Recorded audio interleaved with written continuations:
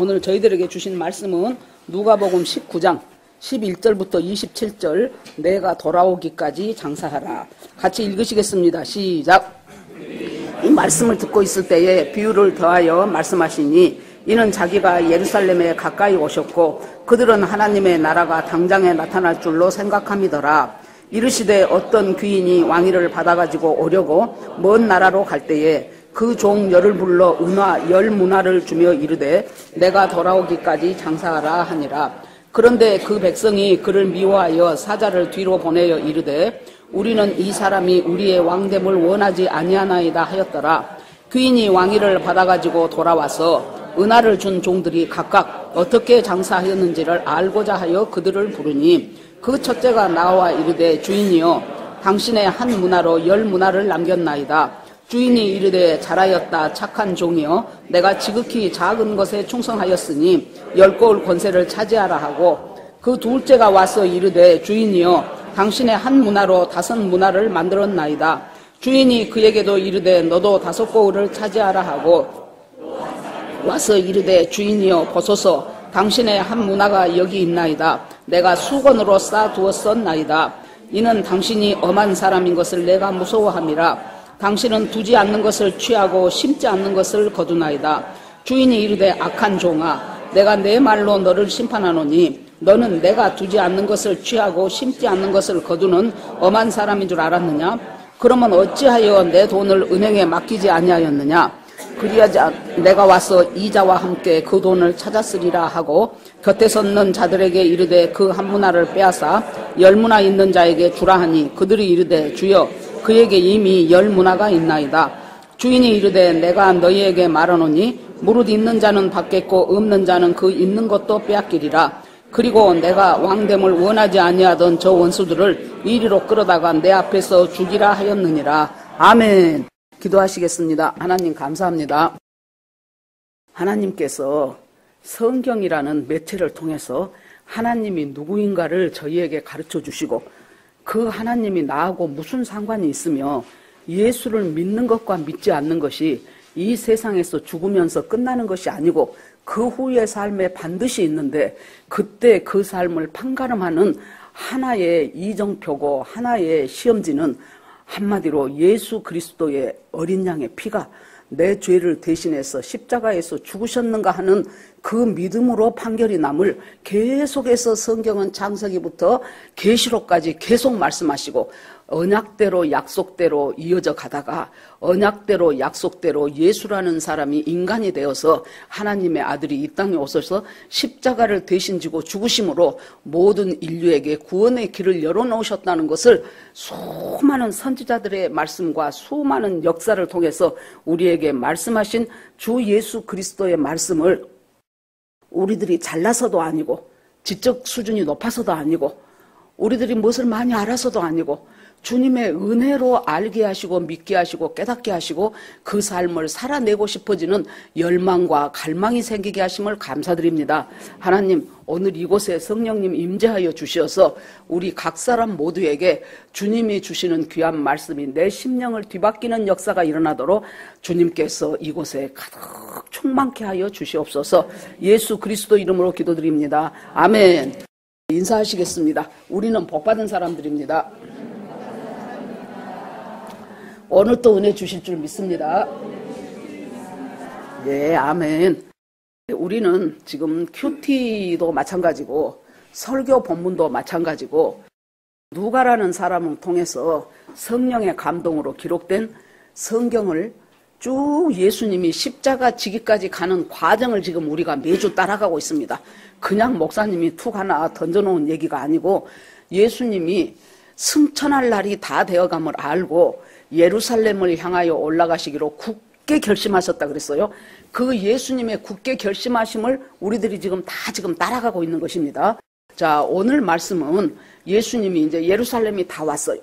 다 와가니까 점점 예수님을 향한 인기는 폭발이에요. 아주 말씀에 은혜를 받고 온 사람, 병 고치러 온 사람, 소문에 들으니 귀머거리가 귀가 트였단다. 안전병이가 일어났단다. 심지어 죽은 사람이 다시 살아났단다. 엄청난 사람들이 인산인해로 모여들기 시작하는 거예요. 그리고 이제 예루살렘은 얼마 안 남았습니다.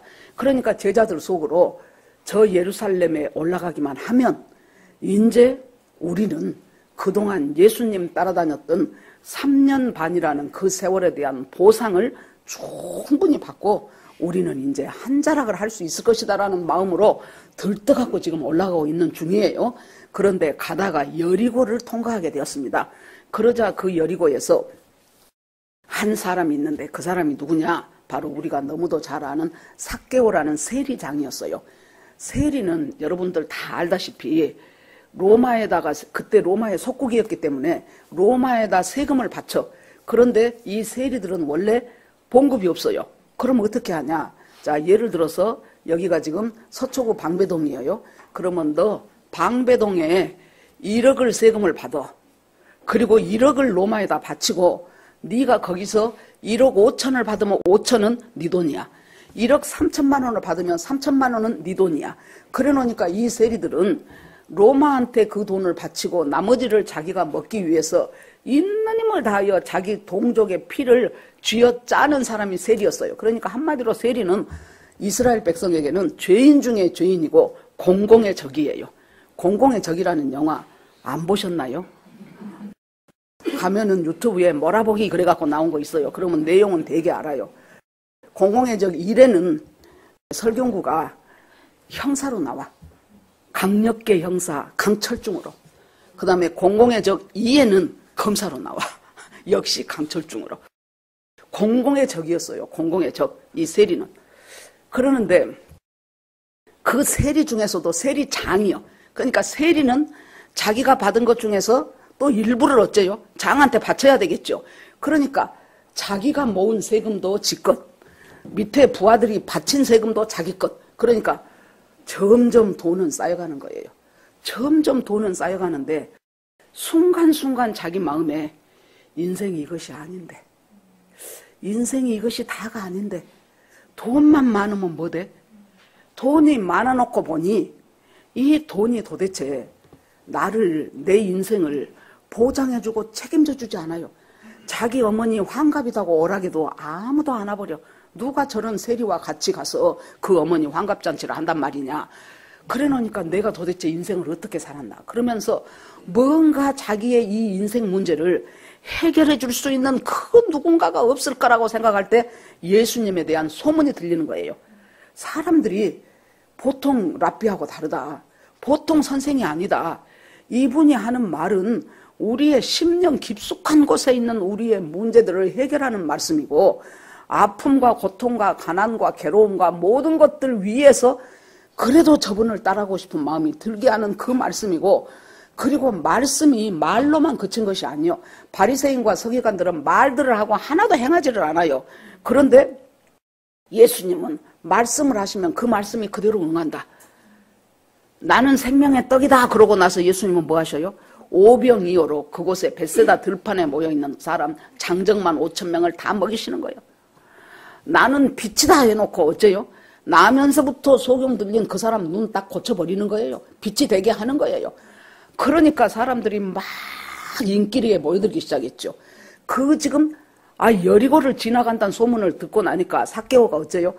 이것이 내 인생에 있어서 어쩌면 결정적인 마지막 기회일 줄 몰라. 내 인생의 저 지금 깊은 심연 속에 꿈틀거리고 있는 내 인생의 갈등과 내 인생의 고난을 뭔가 해결해 줄 수 있는 그분이 바로 저 예수가 아닐까. 그러고는 다른 사람들 앞에 잘 나가기 싫어요. 그 정도로 왕따 당하면. 그런데 일단 나가보니까 문제는 뭐예요? 키가 작아요. 얼마나 작은가 내가 어디 한 번을 찾아보니까요. 약 140cm 정도 됐답니다. 남자 성인이 140cm면 웬만큼 작은 것이 아니잖아요. 그랬는데 이 자기 어떤 그것 때문에 또 열등감도 있었을 것입니다. 그런데 우리가 예수님께 나아가려고 하면은 항상 그 사람 나름대로 예수님께 갈 수 없는 걸림돌이 있어요. 아이고, 나는 돈이 없는데 뭐 요새는 교회도 돈 있어야 다닌다던데. 우리 교회에 돈 있어야 다닌 사람 한 명도 없어요. 돈 있어야 다닌다는데. 아이고, 그래도 좀 뭔가 옷이라도 좀 깔끔한 것이 있어야 교회에 가야 되지 않을까? 나는 너무 학력이 적어서 교회 가면은 사람들이 뭐 성경 공부도 하고 뭣도 하고 하려면 하는데 나는 저 시골에서 초등학교 다니다 말았는데 내가 너무 거기서 자존심 상하는 거 아니야? 여러 가지 이유들로 말미암아 주님께 나가려고 하면 항상 걸림돌이 있어요. 삭개오한테는 이 걸림돌이 남자 성인의 키가 140cm니 거의 한 초등학교 2, 3학년 정도 되면 140 안 될까요? 잘 모르겠네요. 아무튼 그럼에도 불구하고 용기를 내서 이 나의 이 고통스러운 문제를 좀 뭔가 해결을 받아야 되는데 그렇게 하고 그럼에도 불구하고 사람들이 그렇게 자기를 죄인 하고 수군거림에도 불구하고 자기가 있는 힘을 다해서 한 발을 뛰지요. 그러면 하나님은 항상 무엇을 준비해놔요? 그 열등감을 극복할 수 있는 그 무엇이 있어요. 그것이 뭐예요? 뽕나무가 있어. 아하, 저리 올라가면 내가 키 작아도 거기서 예수를 볼 수 있겠구나. 그러고는 나무 위로 다람쥐처럼 쪼르륵 올라가가지고 예수님 지나가심을 나무 사이에서 봅니다. 그러니까 사람의 눈높이보다 훨씬 높지요. 높은 나무 위에 올라갔으니. 그러더니 예수님이 지나가시다가 딱 자기를 보더니 이름을 불러요. 생전 처음 보는데 그러니까 예수님이죠. 삭개오야 내려오너라. 내가 오늘 네 집에 유하여야 되겠다. 여러분, 내가 그의 이름을 몰랐을 때는 뭐라 그랬어요? 그는 하나의 몸짓에 지나지 않았어. 아무것도 아니었어. 내가 그의 이름을 불러주었을 때 비로소 그는 나에게로 와서 꽃이 됐어. 김춘수 씨 꽃이라는 시예요. 여러분, 내가 그의 이름을 불러주었을 때 그는 비로소 삭개오야 내려오너라. 내려오라만 해도 어딘데 뭐라 그래요? 아무도 자기 집 오지도 않으려 그래요. 그 앞에 지나가지도 않으려 그래요. 그런데 오늘 내가 네 집에 유하여야 되겠다. 너희 집에서 밥 먹고 너와 같이 교제하고 아니면은 잠자야 되면 너희 집에서 하룻밤 자기라도 해야 되겠다. 이 말씀이잖아요. 오늘 내가 너희 집에 유하여야 되겠다. 그 말씀 속에서 단순한 말의 내용만이 아니고 예수님이 자기를 어떻게 보는가. 자기의 이 괴로운 갈등과 고민과 이거 어떻게 해결할 수 없는 이 인생의 문제를 저분은 딱 꿰뚫어 보시고 삭개오야 이리 내려오너라. 내가 오늘 네 집에 유하여야 되겠다. 그러니까 삭개오가 내려와서 뭐라 그래요? 예수님, 내가 지금까지요 돈 버느라고 눈이 돌아서 살았는데 내가 돈이 상당히 많을 것입니다. 절반은 뚝 띄어서 내가 가난한 사람들한테 나눠주겠습니다. 나머지 절반은요 어떻게 하겠다는 거예요? 내가 사기쳐서 뺏은 것이 있으면은 곱하기 4 해서 갚겠습니다. 그러니까 예수님이 이는 아브라함의 아들이고 오늘 이 집에 구원이 이르렀다고 말하잖아요. 그 말씀을 하고 있는데 예수님이 비유를 더해서 하신 말씀이 오늘 문화 이야기다 그 말이에요. 자, 그 말씀들을 듣고 얼마나 놀랬겠어요.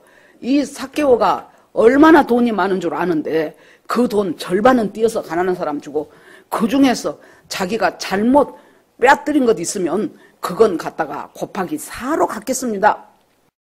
그 소식을 듣고 거기 있는 사람들이 얼마나 놀랬겠어요. 예수님이 오늘날 이 집에 구원이 이르렀다라고 말해요. 그러면 앞으로 계속되는 말씀인 이 문화에 대한 이야기도 구원과 연결된 이야기라는 것을 우리가 알 수 있겠죠.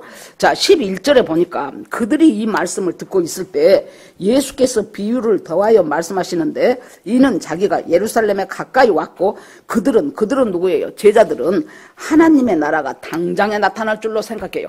이제 예수님의 인기가 막 치솟아 올라오기 시작하니까 이 제자들이 생각할 때 야, 이제 예루살렘 금방 다 와가는데 예루살렘 성에만 들어갔다 하면은 분명히 뭔가 엄청난 사건이 벌어질 것이다. 이 예수가 왕으로 추대하자는 그 움직임이 있다면 우리들은 우의정되고 자의정되고 그래 놓으니까 지내가면서 예수님은 계속 십자가에서 죽으실 것이란 얘기를 해도 제자들 네가 크냐 내가 크냐 내가 좌의정하고 네가 우의정하고 그러면은 한나가 있다가 웃기지 말아 네가 한 것이 뭐 있어. 그러고는 또 자기들끼리 또 시기하고 분쟁하고 이런 속에서 예수님이 올라가시는데 이 제자들은 하나님 나라가 당장 올 것을 알았다. 당장. 예수님만 올라가면 이제 뭔 사건이 터질 줄 알았다 그 말이에요. 그래서 예수님이 비유를 들어서 말씀하시는데 어떤 귀인이 아주 귀한 사람이 왕위를 받아가지고 오려고 먼 곳으로 떠났다. 그래서 종 10사람을 싹 불러서 전부 한 사람 앞에 한 문화씩을 다 나눠주고 장사해라 내가 올 때까지. 그러고 그 귀인은 떠나갔다는 거예요. 그러면 이것을 보면서 우리가 마태복음 25장에 나오는 달란트 비유하고 거의 틀은 비슷합니다. 그런데 그 중에서 딱 눈에 띄게 다른 것이 뭐예요? 이 사람들은 전부 한 문화씩 똑같이 받았어요. 그런데 달란트 비유에서는 다 다르게 줘, 주인이. 어떤 사람은 1달란트, 어떤 사람은 2달란트, 어떤 사람은 5달란트 다르게 줘요. 그런데 그 달란트 비유에서는 뭐라고 말해요? 각각 재능대로 주었다 그랬어요. 주인이 줄 때 각각 재능대로, 재능과 은사대로. 어떤 사람은 재능이 많아, 어떤 사람은 은사가 이런저런 은사들이 있어요. 그런데 재능대로, 예를 들어서 축구를 좋아해도요, 그냥 동네에서 조기축구 가서 같이 즐겁게 뛰는 그 정도의 재능이 있는 사람이 있고, 손흥민처럼 기가 막힌 축구 선수가 있죠. 제가 좋아하는 그 이영표 선수가 손흥민에 대해서 장점을 얘기하더라고요. 자, 첫째, 양발을 다 쓴다. 양발을 다 써요. 그러니까 양발 쓰는 것이 무엇이 그렇게 축구에 유리할까 생각이 되지요. 자, 오른발만 쓰는 사람은 상대 수비수가 뭘 알아요?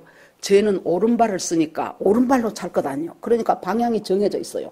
양발을 쓰면은 어떤 발로 찰지를 몰라. 그러니까 수비가 상당히 광범위해지고 복잡해져요.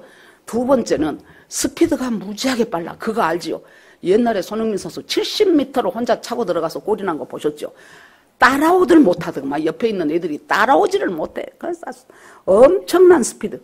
세 번째는 뭔 줄 알아요? 오프 더 볼. 그게 뭐냐면은 자기가 공을 가지고 있지 않을 때 움직임이에요. 그러니까 자기가 지금 공을 가지고 있지 않는데 벌써 이제 몇 수를 보는 거예요. 공이 저쪽 선수한테 있어. 그러면 걔가 이리 차서 이리 왔을 때 내가 어떻게 가서 그 공을 받아서 넣어야 되겠다. 그 움직임이 가장 좋은 선수가 손흥민 선수다 그러더라고요. 오프 더 볼. 여러분도 축구 상식 하나 이해해 두세요. 그러고 나서 그 다음에 하는 말이 더 중요한 것이, 이영표 선수가 자기가 프리미어 리그에 선수로 뛸 때 보니까 진짜 축구 잘한 사람은 너무 많더래요. 우리도 생각을 해요. 축구 그러면 뭐 메시, 그 다음에 호나우딩요, 기타 등등, 지단, 이런 선수들, 잘한 선수들이 쫙 머리에 떠오르지 않습니까? 그런데 축구 잘한 선수는 엄청 많은데, 아침마다 아침밥을 먹으러 갔을 때 그 식당 주인 아주머니가 그렇게 좋아하고 반가워하는 인성 좋은 선수는 흔치 않다는 거예요. 근데 손흥민 선수는 그런 선수다. 이런 선수들이 그대로 세월이 흐르면 이제 레전드 선수로 남게 됩니다. 그 얘기를 하더라고요. 그래서 내가 그 중에서 세 번째, 오프 더 볼 움직임이 가장 좋다. 축구를 내 발에 없을 때 내 발하고 상관없는 그 공간과 그 시간을 어떻게 잘 활용할 수 있는가. 그것이 굉장히 중요한 축구선수의 자질이다. 그 얘기를 내가 들으면서 그렇구나. 예수님이 지금 아직 안 왔어. 우리는 온다는 것은 알아요. 성경에 적혀 있으니까. 그런데 아직 오지 않는 그 예수님을 그 기간 동안 우리가 살아가는데 어떻게 오프 더 볼로를 잘할 수 있냐 그거예요.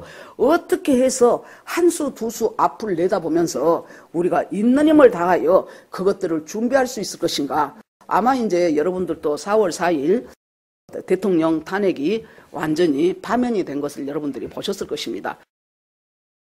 우리가 그걸 보면서 제가 느낀 것은 완전히 이 나라의 법치주의는 이제 사라졌구나. 그리고 나서 이 헌법재판관이라든가 이런 사람들이 어떻게 모두가 다 어떻게 저렇게 왜 너무 회유도 있고 협박도 있고 자기들 과거에 저지른 비리도 있고 여러 가지가 있겠지요. 그러지만은 이렇게 해서 자유민주주의 체제가 무너지고 있고 시장경제가 무너지고 앞으로 이 나라가 어떻게 되어져 갈 것이라는 것은 참 막막한 가슴으로 우리가 그걸 맞이하게 됐을 것입니다.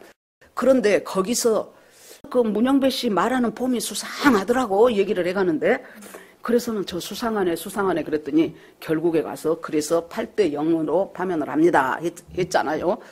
그래서 그걸 보면서 먹먹한 가슴으로 하나님, 이 나라의 앞날은 어떻게 될 것인가? 이제 자유민주주의 시장경제체제는 어떤 식으로 무너져 내려갈 것이며, 여러분 아르헨티나 또 베네수엘라 이런 나라들이 그냥 괜히 된 줄 압니까? 무엇이든지 세우기는 어려워도 무너지기는 쉽습니다. 우리나라 6.25 지내고 나서 보니까 우리나라는 세계에서 두 번째로 가난한 나라였어요. 하나님 은혜로 70몇 년 만에 이렇게 경제대국의 랭킹 10위권에 올라오는 나라가 됐는데, 여러분 아마 많이 보셨을 것입니다. 군산에 그 GM 회사 있었잖아요. 어떻게 노조, 강성 귀족 노조라고 하잖아요. 그 사람들이 진짜로 옛날에 처음에 노조를 했을 때는 너무나 일하는 노동자들의 권익을 너무나 박탈을 해요.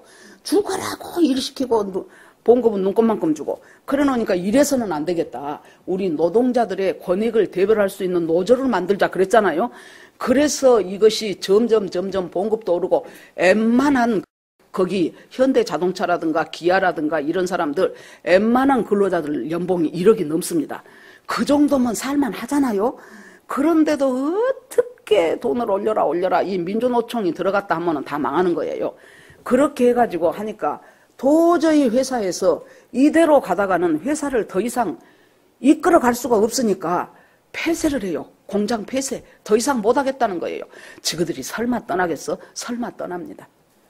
현대차 정의선 씨가 미국에 가가지고 트럼프 대통령하고 아주 백악관에서 이례 없이 백악관에서 옆자리에 트럼프는 앉아있고, 우리가 미국에다가 공장을 옮기는데 몇 조를 어디에 얼마를 투입하고 어디에 얼마를 투자하겠습니다. 그럴 때마다 그랬구나가 아니에요. 우리나라 젊은 사람들이 일자리가 다 사라지고 있는 증거예요, 여러분. 죽겠다고 부모들이 있는 힘 없는 힘 다 해서 대학까지 보내놨는데 취직을 할 자리가 없는 거예요. 취직을 할 자리가. 왜요? 사라지는 거예요. 사라져. 한 번 그렇게 할 때마다 일자리가 몇천 개씩 없어지는 거예요. 나라는 가난해질 수밖에 없어요. 정부가 만든 일자리는 공무원뿐이요. 공무원뿐. 공무원을 문재인 때 어떻게 처많이 만들어갔고요. 주민등록 등본 하나 떼러 가는데 일하는 사람이 2명이라니까. 주민등록 등본 뛸 거 뭐 있어요. 복사기 찍어 해보면 될 것을. 사람이 많으니까 일하는 사람 구급 공무원 2명이 주민등록 하나 떼는데 붙어있다 그 말이에요. 그러면 일은 어디요? 기업이, 대기업, 중소기업 할 것 없이 기업이 일자리 창출을 해야 돼요.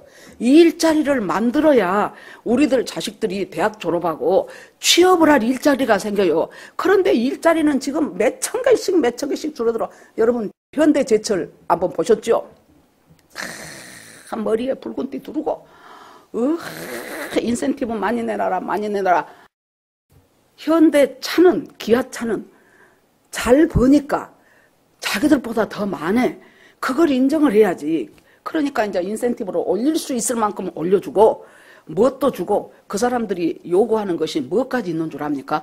자기 자식들 고등학교 갈 때, 고등학교 입학과 동시에 무조건 100만 원씩을 내놔라. 60이 이제 60살이 되면은 정년퇴직인데 4년 연장해서 64세로 이렇게 만으로 하니까 66세 정도까지 되지요. 어떻게 많은 것을 요구를 하고 인센티브로 던져놓을까. 현대제철이 이대로 하다가는 공장에 문을 닫는 것이 차라리 낫겠다. 그러고 공장 폐쇄를 했어요. 그래도 정신을 못 차리더라고. 정신을 못 차리고 무조건 내놓으라는 거예요. 폐쇄고 뭐시고 너희들 내놓고 폐쇄해라. 세상에 9,000개 일자리가 사라진답니다. 지금 우리 자식들이 직장에 들어가야 될 9,000명이 일자리가 없어져 버린 거예요. 이것이 여러분 누구 한 사람이 이 사람이 대통령 되냐 저 사람이 대통령 되냐 그 문제가 아니라고 제가 누누이 얘기했죠. 이렇게 되면서 완전히 이제 우리는 전체주의 공산주의 시스템 속으로 이제 들어가는 거예요. 이 사상이 전체적으로 해가지고 그렇게 되면 어째요? 이제 돈 찍어. 돈이 없으니까 조폐공사에서 막 돈을 찍어요. 돈을 찍으면 어떻게 됩니까? 이제 돈을 찍어갖고 퍼포먼스 우리 많이 한 거 봤잖아요. 느닷없이 30만 원 주고 느닷없이 20만 원 주고 그거 갖고 뭐 됐어요? 전부 쇠고기 사 먹었더라고. 아니 쇠고기 사 먹을 돈 없으면은 돼지고기 사 먹으라니까 자기 돈 갖고. 그러면서 나라 빚은 얼마가 됐어요? 엄청나 기가 막히게 되잖아요. 우리의 지금 시온이가 중3인데 이런 식으로 가다가는 쟤네들 대학 졸업하고 난 후에 먹고 살 길이 없어. 그 빚은 누가 다 갚어? 우리 다음 세대가 갚아야 되는데.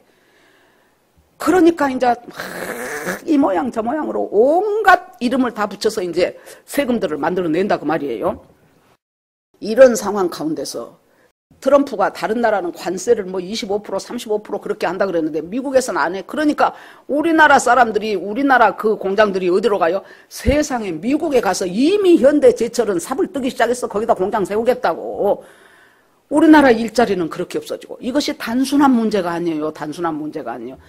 그때 이 경제의 경자도 모르는 사람들이 그때 나라를 잡아가지고 소득 주도 성장, 여러분 들어보셨죠? 전 세계에 없는 것으로 해갖고 경제를 폭망하게 만들더니, 자, 간단히 얘기해 봅시다.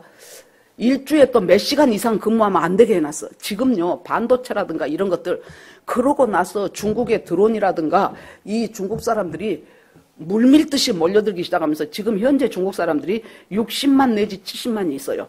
이제 그 사람들은 여권도 없이 들어올 수 있어요. 그 사람들한테 3년만 살면은 영주권 주고, 영주권 주면 우리나라 투표권을 준다 그래요.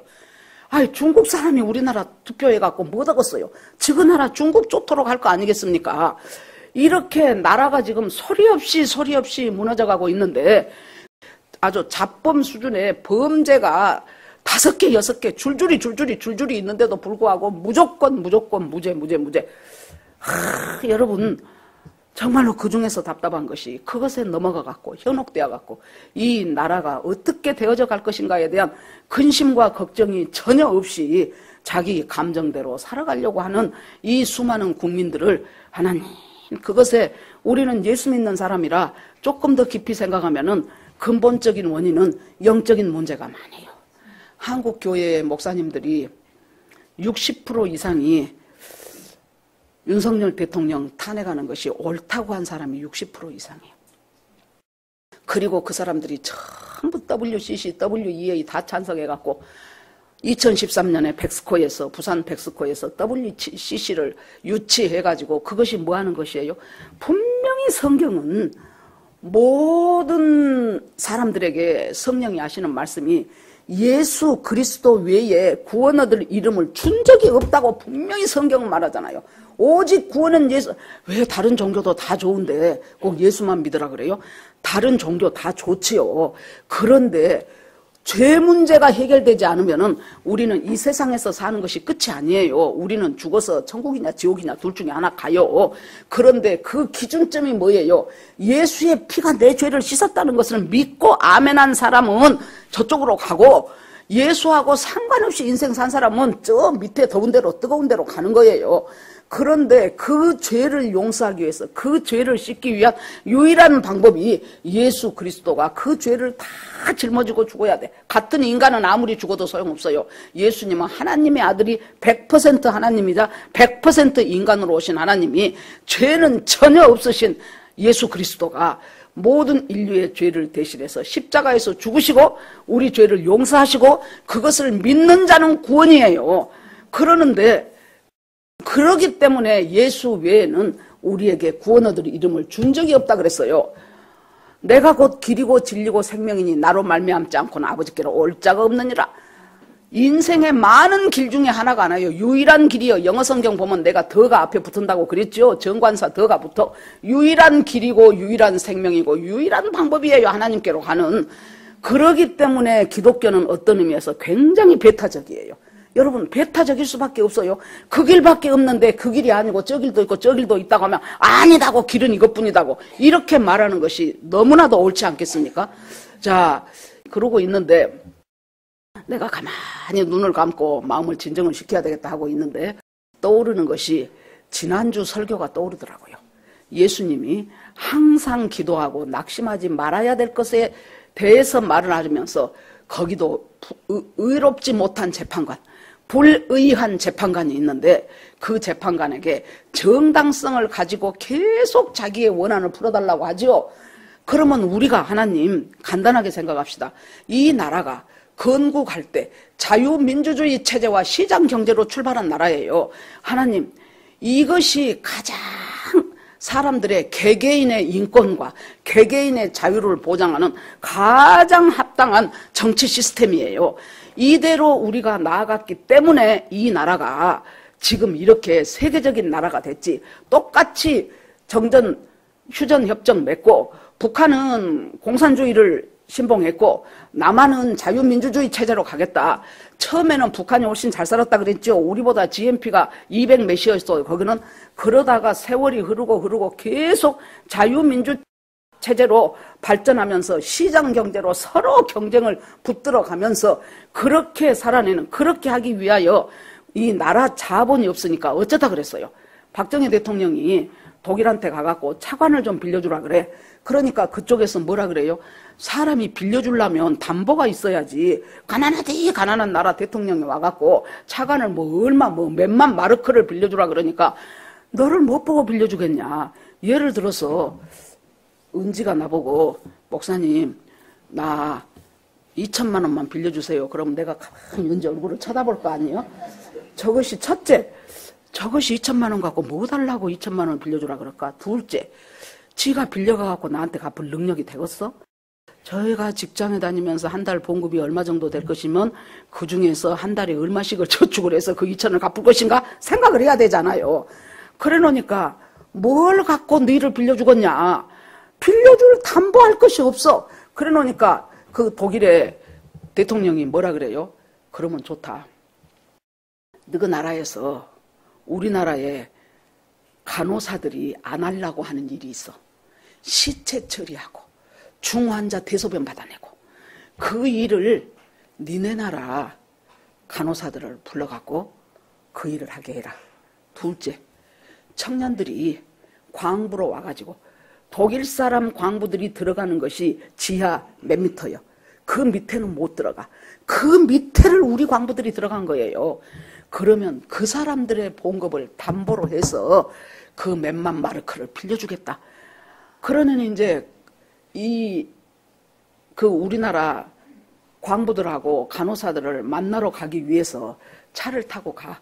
그러니까 박정희 대통령이 보니까 참 길도 좋고 막 이 논밭에 작물도 무성하고 그러니까 이 사람이 울어.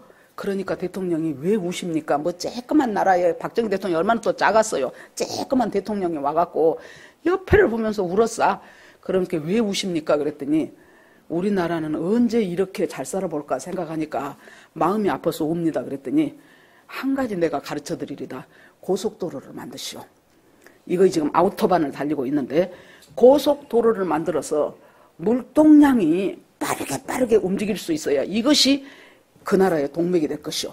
그래 놓으니까 이제 그 돈 담보로 하고 월남 간 사람들 그 돈 갖고 이제 고속도로를 닦기 시작하니까 그 당시에 야당이었던 김영삼, 김대중 그분들이 할 것도 없고 전부 해봐야 그때 우리나라 차가 전부야 몇천 대밖에 안 됐대요.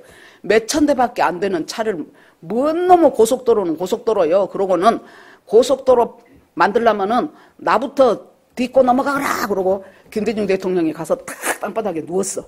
그러니까 우리 요즘도 잘 아는 김진홍 목사님이 자기는 그때 똘마니로 따라다닐 때요. 그러니까 나도 그러고 딱 누웠어. 그러니까 그 옆에 너도 나도 하고 쭈르륵 누웠다는 거예요. 아마 그 고속도로 만들어지고 나서 제일 많이 다는 사람이 김대중, 김영삼 아닐까 싶어요. 유세하러 다니느라고. 여러분, 그것을 기점으로 하면서 우리나라는 이제 막 이제 발전하기 시작하고 미국에서 엄청나게 많은 도움을 줬지요. 그렇게 되면서 이 나라가 여기까지 왔는데 이제 생각을 해보세요. 그쪽에서 주장하는 것은 자유시장 경제가 아니에요. 전체주의 체제로 나가자는 거예요. 그래가지고 이 정권을 탈환하기 위해서 무슨 일이든지 할 수 있어요. 전부 장악. 언론도 장악했지요. 법조계도 전부 장악했지요. 그 다음에 노조는 민주노총이 장악했지요. 학생은 정교조가 장악했지요. 이런 식으로 하면서 멍하니 있는 동안에 그동안 소위 나라를 사랑한다고 하는 사람이 멍하고 있는 동안에 우리나라는 지금 작금의 이 나라 이 모양 요꼴이 됐다 그 말이에요. 그러면 여기서 이제 다시 본문으로 돌아오겠습니다. 문화를 쫘르륵 나눠줘. 그러면서 거기서 내가 올 때까지 장사해라 그랬어. 성경을 잘 보세요. 장사하라고 했지 이윤을 남기라고 안 했어. 장사를 하라는 거예요, 그냥. 그러면은 한 문화는 한 100데나리온 정도 된다 그러더라고요. 그러면은 지금 우리나라 돈으로 환산하면 한 5, 600만 원 정도 된다고 생각하면 돼요. 아주 작은 돈이진 아니지만은 장사 미천할 만큼 큰 돈도 아니에요.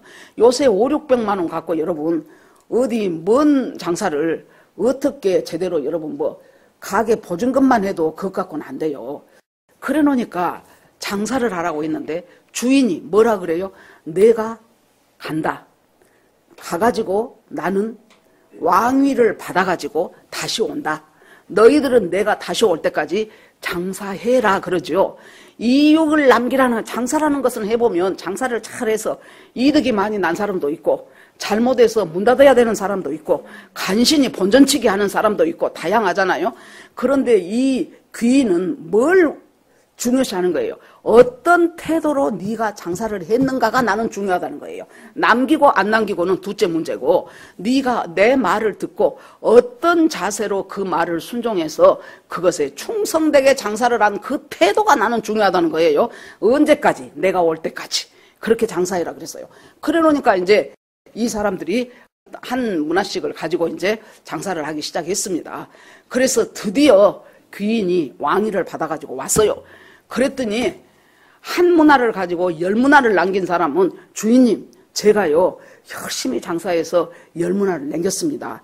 그러니까 착하고 충성된 종아 너에게 10고을 권세를 주마 그래요.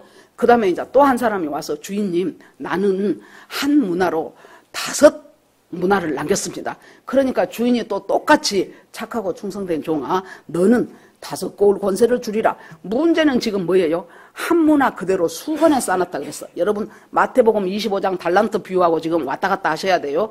달란트 비유에서는 한 달란트 받은 사람이 어디다 넣어놨어요? 땅속에 묻어놨다 그랬어. 옛날에는 그렇게 은행이 지금처럼 활발한 때가 아니기 때문에 또 재난도 많고 전쟁도 많고 그러니까 제일 안전한 것이 땅속에 묻어놓은 것이었대. 그래서 항아리 속에다가 자기가 뭐 귀중품이라든가 돈이라든가 그런 것을 묻어놓고 자기는 표시를 해두겠지요. 우리 밭 동쪽 제일 끄트머리 있는데 거기서 무슨 나무 밑에서 한 10걸음쯤 온 이 자리다 그러고 자기는 알겠죠. 그런데 이것이 길어져 가지고 그 사람이 죽어버렸다든가 그러니까 성경에도 나오잖아요. 어떤 사람이 남의 이래주러다가 무엇이 쨍그랑하고 걸려 그래서 보니까 거기에 엄청난 보화가 숨겨져 있었다. 그 말도 있잖아요. 그렇게 해놓고 그래서 이 사람은 땅속에다 묻어놨는데 이 문화 비유에 나온 사람은 수건으로 말아놨다 그랬어. 그러면 여러분 봅시다. 이 사람한테 첫째 수건으로 둘둘 말아서 아무데나 놔뒀다는 거예요. 한마디로 말해서 관심이 없어. 이 주인이 나한테 준 한 문화에 대한 귀중함을 모르고 관심도 없어요. 그러니까 있게 되면 뭐 둘둘둘둘 말아서 그냥 아무데나 놔뒀어. 어느 누구라도 다 볼 수 있고 누가 가져가도 그렇게까지 큰 손이 아니다 하고 거기다 갖다 놨어요. 이 사람을 한번 생각해 봅시다. 왜 이 사람은 이 문화를 그렇게도 우습게 취급을 했을까요? 첫째, 자기가 원하는 만큼이 아니에요. 아까 달란트 비유에서 한 달란트 받은 사람은 한 달란트 받고 보니 저 사람은 2달란트, 저 사람은 5달란트. 달란트는 엄청 큰 돈이에요. 한 달란트다고 해도 무지하게 큰 돈이에요. 그런데 비교를 해보니까 이게 큰 돈이 아닌 것 같은 거예요. 여러분 지금으로 우리가 쉽게 생각하면 한 달에 뭐 한 3, 400 번다고 칩시다. 자기 수입이. 그러면은 알뜰하게 쪼개가면서 있는 힘을 다해서 살면 살 수 없는 돈은 아니에요. 솔직히 말해서. 그러는데 보니까 저 옆집은 보니까 1000만 원씩은 한 달에 순수익이 들어오네. 그래가지고 보니까 금방 차도 좋은 차로 바꾸고 조금 있다 보니까 자식들 어디 어학연수 보낸다 해가지고 또 어디 보내고 그러고 보니까 자기의 삶이 너무 초라한 거예요. 한 달란트가 큰 돈인데도 불구하고 비교해 보니까 이것이 초라하게 보이는 거예요. 그것이 지금 달란트의 비유예요. 이 사람들은 전부 똑같이 받았잖아요. 전부 한 문화씩 받았잖아요. 그러면 우리가 하나님으로부터 받은 똑같은 것이 뭐예요? 제가 아까 삭개오 얘기 잠깐 했죠. 삭개오의 구원이 이 집에 이르렀다 그랬죠. 그 구원과 지금 연결선상에서 생각을 해본다면 한 문화는 뭐라고 생각합니까? 예수님이 우리 예수 믿는 사람에게 준 구원이에요. 그런데 처음에 구원받고 아멘입니다 해놓고는 생각해보니까 장사를 하려고 생각해 보니까 그 구원이 나한테 아무 도움이 안 돼. 내가 예수 믿고 구원받았다는데 그것이 내가 승진에 도움이 되기를 합니까? 내 자식 공부 잘하는데 도움이 되기를 합니까? 내 장사한테 이익을 주는 도움이 되기를 합니까? 이것이 뭐 별것도 아니네. 그래, 내가 그때 뭐 수련회 따라가갖고 예수가 구주라 그래서 영접하기는 했는데 하고 수건에 둘둘 말아갖고 갖다 놔둬버렸어요. 왜 수건에 둘둘 말았을까요? 첫째, 이 사람은 참 불확실한 게 있는데, 첫째는 뭐예요? 이 주인이 간다고 했는데 자기가 다시 온다는데 다시 온다는 보장이 하나도 없어. 다시 못 올지 몰라. 왜 예수님이 이것을 예를 들었을까요?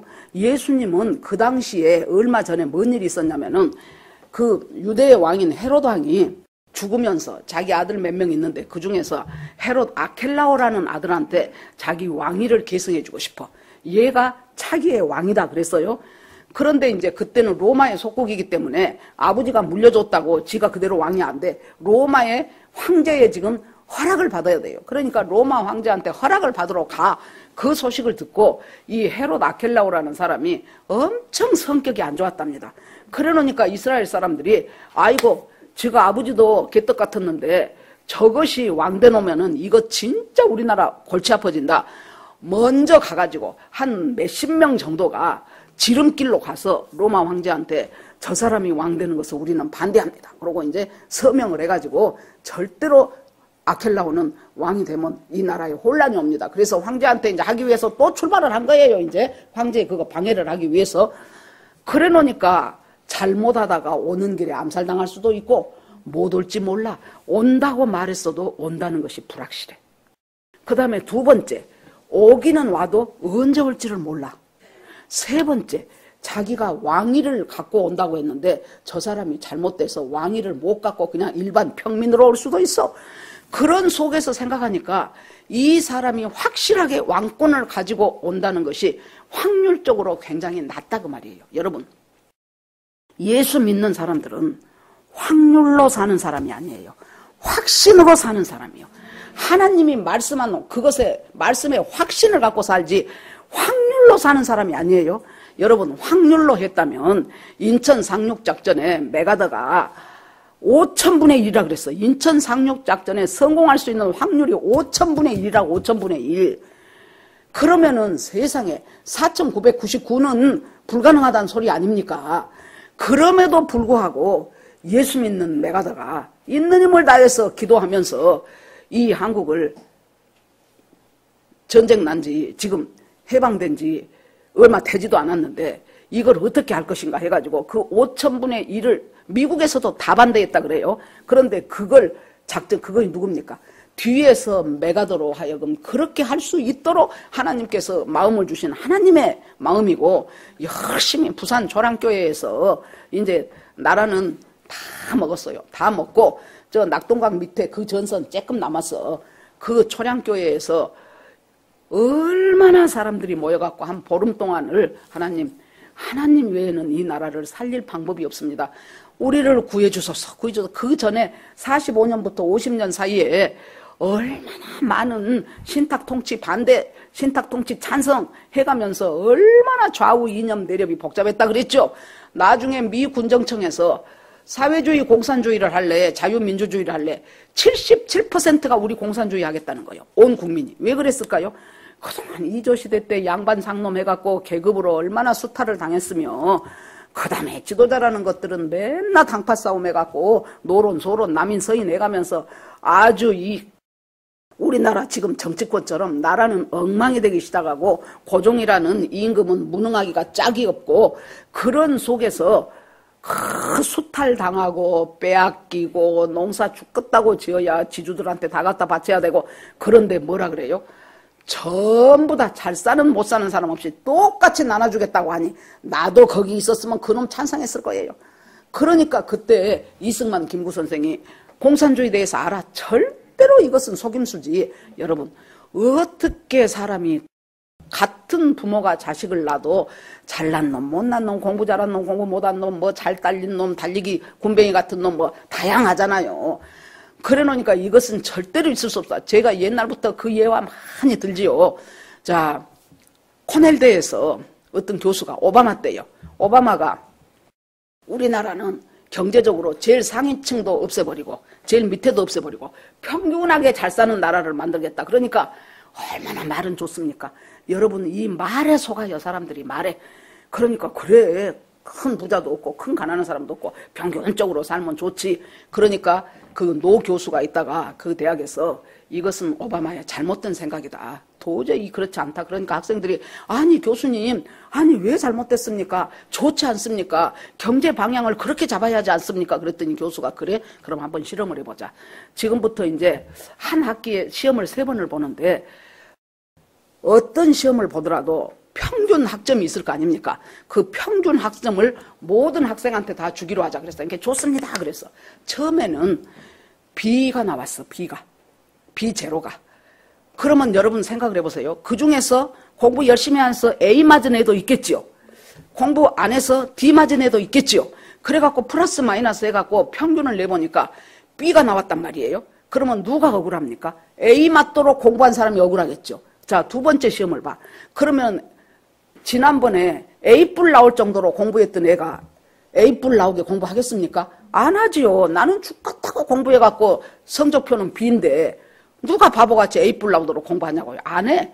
그러니까 그 다음에는 C가 돼버렸어. 전체 평균이. 3번째 시험을 또 봐.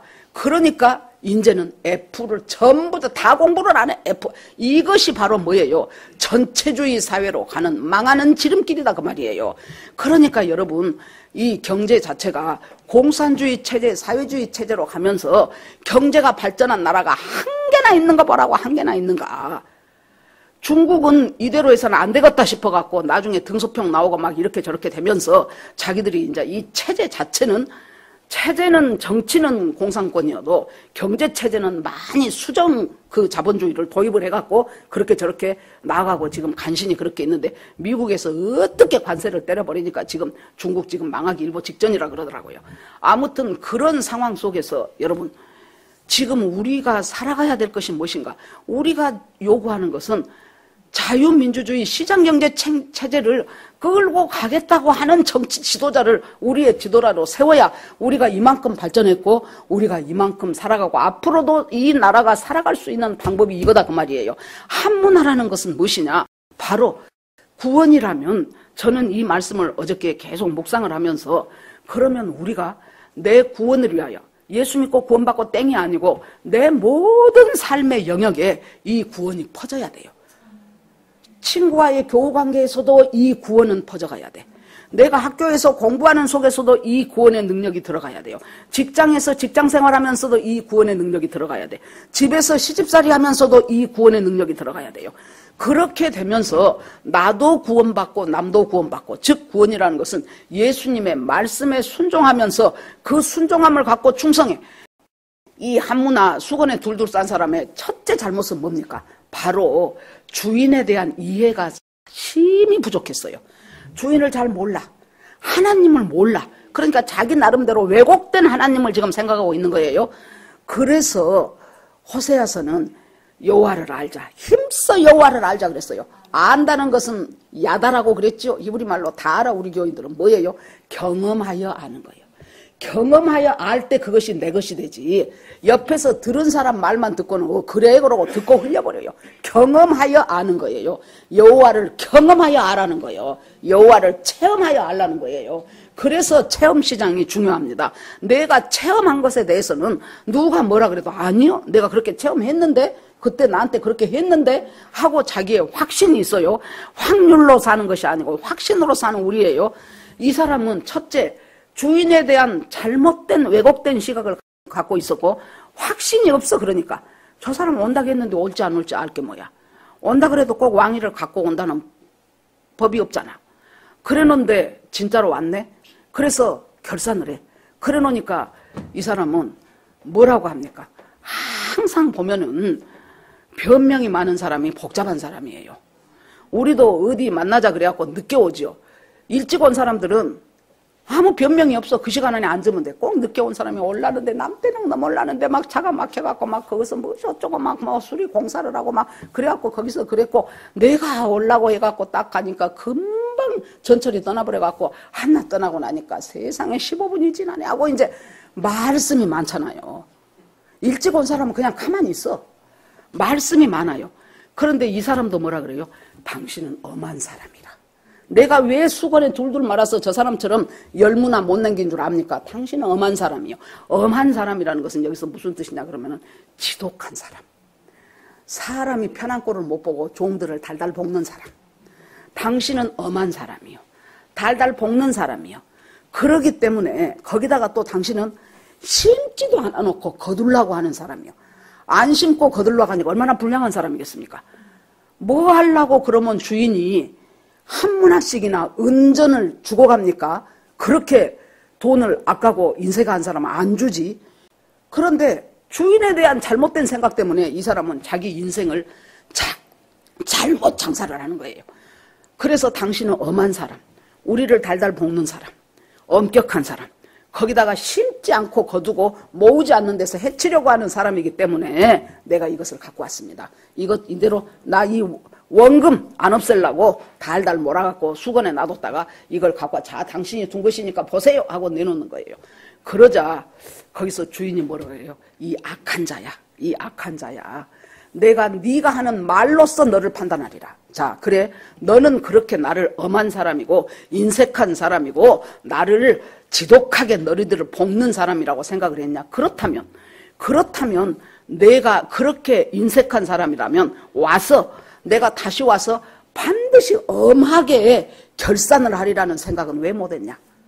네 말로 내가 그렇게 독한 사람이라면 그러면 내가 와갖고 반드시 그 독한 대로 너한테 그 돈 어떻게 장사했냐고 물어보지 않겠냐 그 말이에요.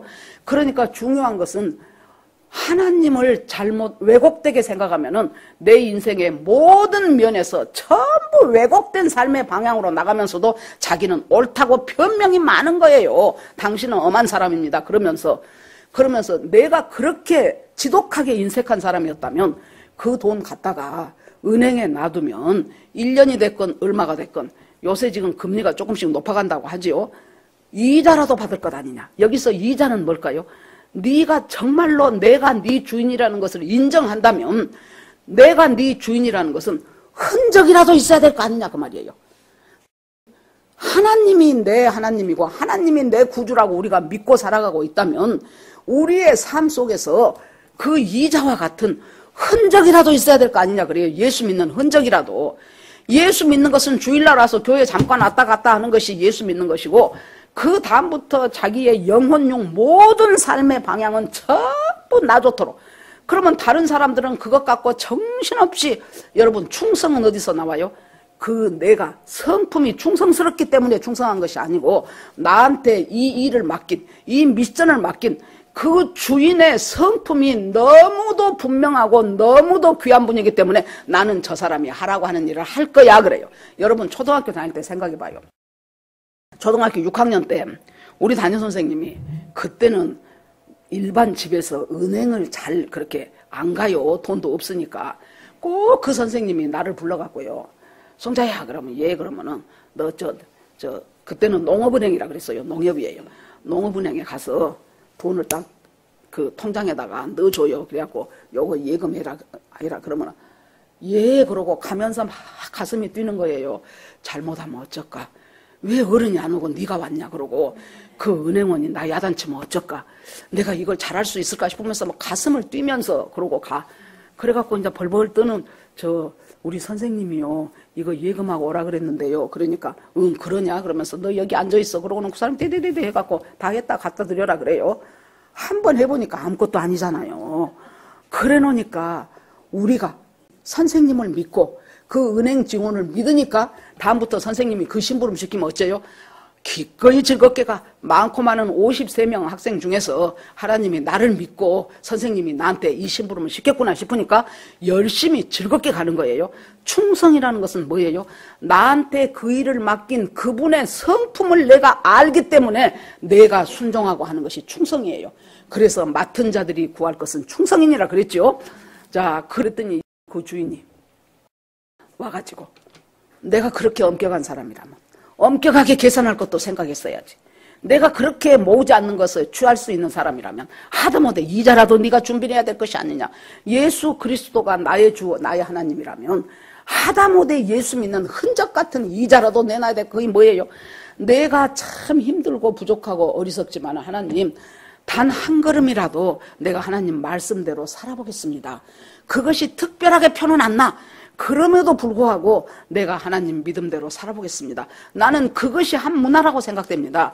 이렇게 주저앉을 수밖에 없는 상황 속에서 하나님 어떻게 이 나라를 살릴까요? 우리가 이제 할 것이 또 많이 있어요. 일단은 각각 마음에 하나님이 내가 너희에게 주려는 것은 재앙이 아니고 평강이라고 평안이라고 했기 때문에 하나님을 의지하면서 하나님 인생이 끝난 것도 아니고 나라가 아직 끝난 것도 아니고 이제 예정으로는 6월 3일이니까 60일 이내에 이제 대통령 선거를 해야 되고 그러다 보면 대통령 되고 싶어하는 사람들이 여기저기서 지금 난리들을 치면서 또 나오고 경선을 거치고 이제 이런 일들이 앞으로 펼쳐질 것입니다. 그 동안에 하나님 정말로 그럼에도 불구하고 하나님의 뜻에 순종하여 자유민주주의 체제로 나아갈 수 있는 그 후보가 하나님 대통령 당선되게 하옵소서. 이제 그것을 놓고 우리가 또 기도할 수밖에 없어요. 그러고 한 시간이나 지났나? 그랬더니 전화가 왔어요. 그래서 보니까 저기 울산에서 사는 그전에 우리 교회도 남편이랑 한번 오신 분이 있어요. 전화를 했어요. 그래갖고 울먹이면서 목사님 그래서 예 그랬더니 하나님이 우리 대한민국을 버리셨을까요? 그래서 내가 집사님 지금 우리가 다 마음이 지금 힘들기는 마찬가지인데 하여튼 일단 전화를 끊읍시다. 다음에 얘기합시다. 그러고 이제 전화를 끊었거든요. 여러분 이 상황에 하나님은요 누구를 찾으셔요? 성이 무너졌는데 그 성 무너진 데를 나라도 막아서겠습니다 하는 사람을 하나님이 찾으셔요. 그것이 무엇일까요? 요새 교회예요. 교회. 생각을 해보십시오. 3.1운동 때부터 시작해서 나라가 망하려고 할 때마다 누가 나서서 성 무너진 데를 막아서는 역할을 했습니까? 교회가 나가서 한 거예요. 교회가 나가서 3.1운동 33인 중에 16명이 목사님 장로님이었죠. 전국으로 번지는 그 3.1운동에 70 몇 프로, 70, 80% 전부 3.1운동이 어디를 중심으로 일어났어요? 교회를 통해서. 왜? 교회가 조직이 있잖아요. 장로 있고, 집사 있고, 권사 있고, 권찰 있고, 목사 있고, 이런 식으로. 그렇게 갖고 퍼져나갔고. 제가 이것은 잘 알려진 것은 아니지만은, 이제, CCC 김중건 목사님이 그때 월남이 공산화될 때예요. 월남 공산화된 것을 생각을 해보십시오. 미군이 월남에서 철수할 때 그때 공군력이 세계 4위였어요. 미군 다 죽어 나왔어. 탱크 다 죽어 나오고 비행기 다 죽어 나오고 그러고 월남이 나왔어요. 그런데 거기에서 이 소위 얼마나 지금 그 말하면 여러분들이 고지도 안 짓겠지만은 바로 대통령 밑에 부통령이 간첩이고 그 다음에 누가 간첩이고 누가 뭐시고 나중에 뒤집어 까놓고 보니까 전 곳에 간첩이 다 들어있어요. 지금 우리나라 상황하고 똑같아요. 똑같아. 다 열어놔버렸어. 국정원에 간첩 잡는 기능 문재인 정부 때 싹 없애버렸잖아요. NLL 전부 밑으로 다 내려갔고 지금은 활보를 치고 다녀. 활보치고. 황장엽 씨가 온 지가 언제예요? 그 사람이 죽은 지가 언젠데. 그분이 와갖고 김일성 대학 총장 하던 사람이에요. 주체사상 자기가 만든 사람이에요. 그 사람이 와갖고 지금 이 대한민국에 간첩이 5만 명이 있습니다. 그래서 지금은 몇 명 있는지도 몰라. 엄청나게 이 나라가 왜 저것들이 못 쳐들어 내려올까요? 북한이 너무나 가난하기 때문에 너무나 힘이 없어. 군인들 키가요. 여러분들 그 탈북해 갖고 온 사람들 이제 만나러 갑니다. 채널 A에 이만갑에 보면은 북한 군인들 평균 키가 150 몇 cm밖에 안 돼. 160도 안 돼. 그러고는 몇 년 있어요. 12년 동안 군대가 있는 거예요. 그러니까 판문점에서 지금 이제 서로 얼굴을 알잖아요. 판문점 같은 데는 이제 미군도 있고 우리나라도 있고 북한도 있고. 근데 한국은 2년만 되면 착착 바뀌어. 그러고 이제 신고식을 해. 전역 한다고. 그러면 북한 애들은 기가 막혀 죽겠어. 자기들은 아직도 10년 남았는데. 너무 이제 선군 정치 한다 그랬어도 군인들도 제대로 못 먹여. 너무나 나라가 이 경제가 피폐하고 망해졌기 때문에 오라 그래도 기운 없어 못 내려온다니까. 지금 그래서 우리가 이 나라 체제가 지금 지탱이 되고 있습니다. 이렇게 되면서 가장 중요한 것이 안보와 외교가 이런 나라에 대통령부터 탄핵해갖고 모든 행정력이 마비되어 버리는 줄탄핵 29번 아래 이 나라에 어떤 나라가 투자를 하겠습니까? 어떤 나라가 이 나라의 경제적인 그걸 이루어낼 수 있겠습니까? 우리나라 경제력이 무너지는 것은 너무나도 자명한 일이요. 죽겠다고 학생들 대학 보내봐야 취직이라는 것은 이제 정말로 어려워요. 보통 3, 4년씩 해도 가기 어려울걸요. 그런 속에서 우리가 살아가고 있습니다. 그때 하나님이 우리한테 요구하는 것이 내가 너한테 준 한 문화, 어떻게 장사했냐, 얼마나 남겼냐가 아니라 그랬죠. 어떻게 장사했냐. 우리가 장사하는 그 자세와 태도를 주님이 물으셔요. 그럴 때 하나님, 이때 내가 이 구원을 가지고, 하나님의 구원을 가지고 있는 힘을 다해서 일어나 기도하면서 내가 나라를 살리려고 하다못해 지금 우리 교인들 중에서는 상당수가 매주 토요일마다 광화문 집회 나가서 그곳에서 같이 기도하는 분들이 꽤 있어요. 여러분, 그런 속에서 하나님, 저는 이 한 문화로 열심히 그거 했습니다.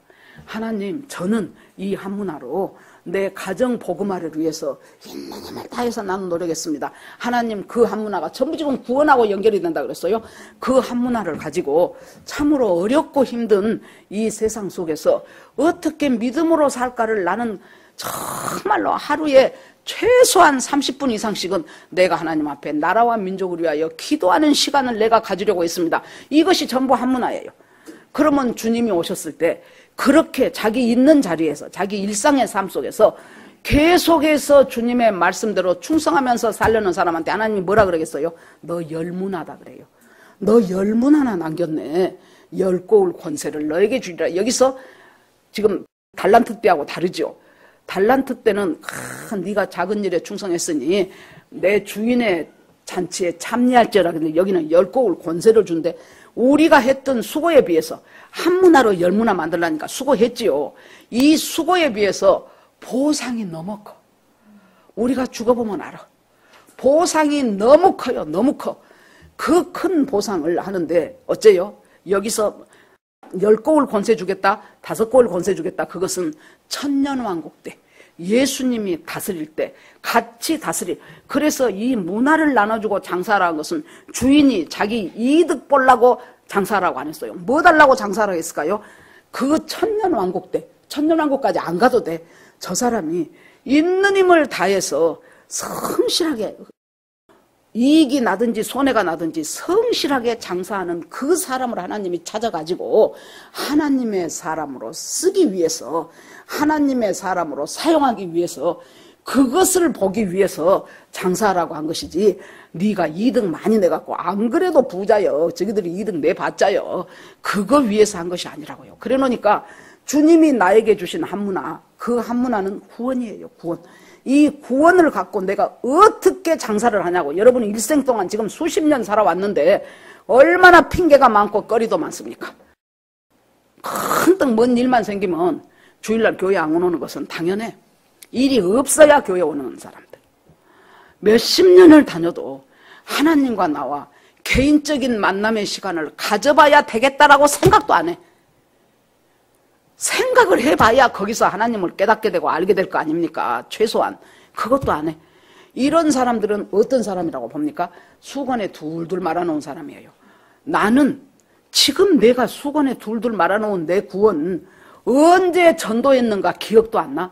그 구원, 그 수건에 둘둘 말아놓은 그 한 문화, 하나님, 내가 참 잘못 생각했습니다. 나 지금부터도 주께서 주신 그 구원 전부 내가 활용해가며 살아가겠습니다. 내가 이중장부 조금만 하면요, 내가 얼마든지 돈 더 벌 수 있는데 하나님, 나 그 짓거리 안 하겠습니다. 하나님, 그냥 그 전에 우리 조카 한나가 이제 유아교육과를 나와갖고 어디 교회 그 선교원에 교사로 갔는데 어떻게 선교원 자체로 들어와야 되는 그 돈을 어떻게 목사님이 먹어버려. 그래가지고 이것은 좀 이러면 안 됩니다. 이것은 여기에 써야 되는 예산 아닙니까? 그러면은 엄청 난리쳐갖고 할 수 없이 그런 일을 한 두세 번 당하고 나니까 선교원 가는 곳마다 그래. 여러분, 이 사람은 뭐예요? 한 문화를 갖고 둘둘 싸놓은 목사님이에요. 목사면 뭐합니까? 장로면 뭐합니까? 한 문화 둘둘 싸갖고 이 어린 사람이 그래도 다른 유치원 안 있고 기왕이면 교회에서 일하고 싶다고 교회 선교원을 들어왔는데 그렇게 많은 시험을 줘갖고 걔 교회 안 다녀요. 교회 안 다닌 지 오래됐어. 우리가 아무리 꼬셔봐도 언제 뭐 다음에 그러고 웃고 교회를 안 와.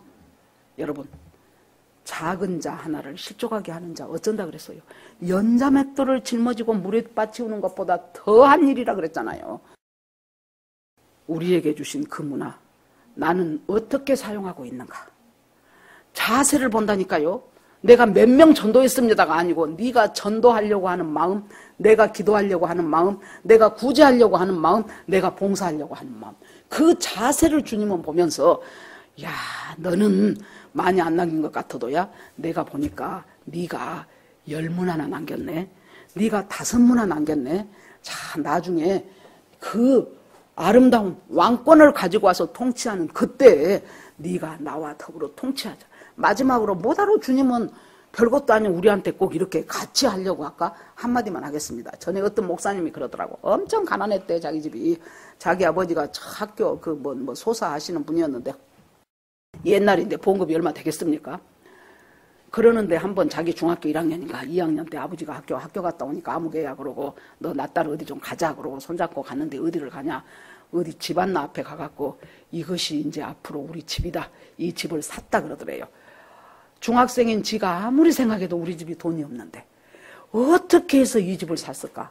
그분 말로는 세계 7대 불가사의 중에 하나더래. 그러는데 자기가 드디어 이사를 갔어요. 아들 하나뿐인데 목사님이에요. 이사를 갔는데 3일 동안은 잠이 안 오더래요. 세상에 이것이 우리 집이라니 그러고 벽 한번 만져보고, 세상에 우리가 집이 생겼다니 하고 방바닥 한번 만져보고. 여러분, 왜 아버지가 그 집 사는데 이 아들이 단돈 10,000원이라도 보탰겠어요? 안 했어요. 그런데 왜 학교 갔다 온 아들을 손잡고 가서 저것이 우리 집이다 했겠습니까? 그 아버지의 기쁨에 동참시키기 위해서. 왜 하나님이 우리한테 문화를 주면서 장사라고 했겠어요? 하나님 나라가 올 때 우리를 그 일에, 그 기쁨에 동참시키고 싶어서 그렇게 한 거예요. 왜? 우리가 하나님 자녀이니까. 여러분, 한 문화 주신 거 열심히 있는 힘을 다해서 장사하다 손해볼 수도 있어요. 있는 힘을 다해서 장사해서 정말로 하나님에게 인정받는 착하고 충성된 종이 되기를 예수 그리스도 이름으로 축원합니다. 아멘. 이 시간 주여 한번 부르고 같이 오늘 말씀 생각하며 기도합니다. 주여, 하나님 아버지, 주님의 은혜를 감사드립니다. 주님께서 저희와 함께 하시고 낭망할 수밖에 없고 포기할 수밖에 없는 시점 속에서 그럼에도 하나님을 따라가고자 하는 아버지여, 그것이 우리의 한 문화가 10문화 되는 하나의 과정이 되게 하여 주시옵시고, 진심으로 주님이 주신 나에게 귀한 문화, 구원과 전부 연결하여 생각하게 하여 주시옵소서. 하나님 아버지여, 나에게 구원을 주신 하나님이 기도하기를 원하신다 할 때 기도해야 되고, 나에게 구원 주신 하나님이 낙심하지 말라고 하면 낙심 안 해야 되고, 나에게 구원 주신 하나님이 내가 누군가에게 헌신하기를 원할 때 계산해 보지 않고 확률로 따지지 않고 하나님 그 헌신하기를 원해서 주님 앞으로 나아가고 순종하는 우리 모두가 되기를 원합니다.